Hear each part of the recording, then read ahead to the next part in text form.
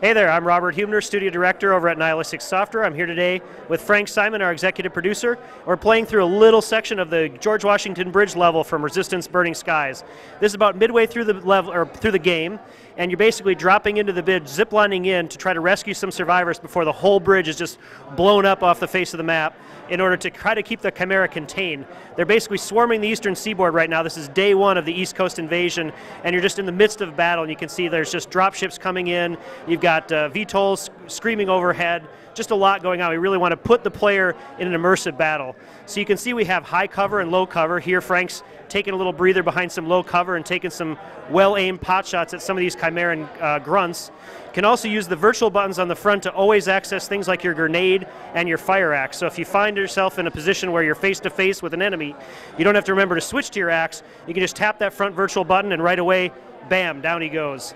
The grenade is also really handy to have at any time. Anytime you see a good group placed, you can drag that icon anywhere on screen, and it's going to place the grenade exactly there. An advanced user can even hold onto the button for a while and cook the grenade so it explodes in the air.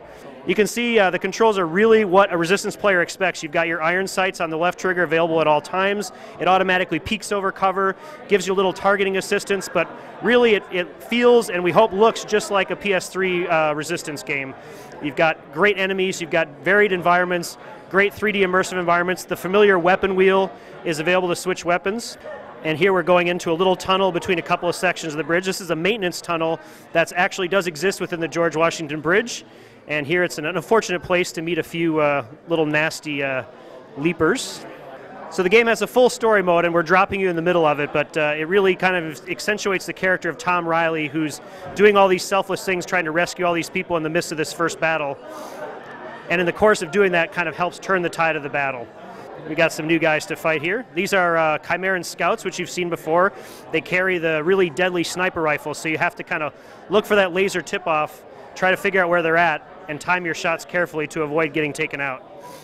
And here Frank's going to fight fire with fire, use his own sniper rifle, which we call the 6i. It's a Chimeran manufactured sniper rifle, and has a couple of cool tricks up its sleeve when it comes to secondary fire modes. Obviously, it's not a sniper rifle. It doesn't have really good sights, really precise aiming, the ability to take great headshots and do extra damage to your enemies. Nice. So the secondary fire mode of the 6i is basically accessed with the front touchscreen. It allows you to implant an explosive tag onto an enemy. And if you can do that, he tends to take out not just himself, but also a couple of buddies in the vicinity.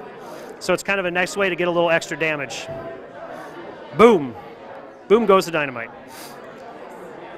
Of course, the Chimera all have the heat stacks, and the sniper rifle is a great way to take out their heat stacks and then also get a little extra collateral damage when they take out some of their buddies nearby. So you can see we got Chimera coming from you above, from below. You know, really you're in the midst of the battle, and the cover, you're jumping from cover to cover, trying to keep yourself from, you know, getting taken out. So that's a really brief taste. We've given you about 2 battles of this rather large mission, and we hope it gives you a sense of the range of possibilities in Resistance Burning Skies.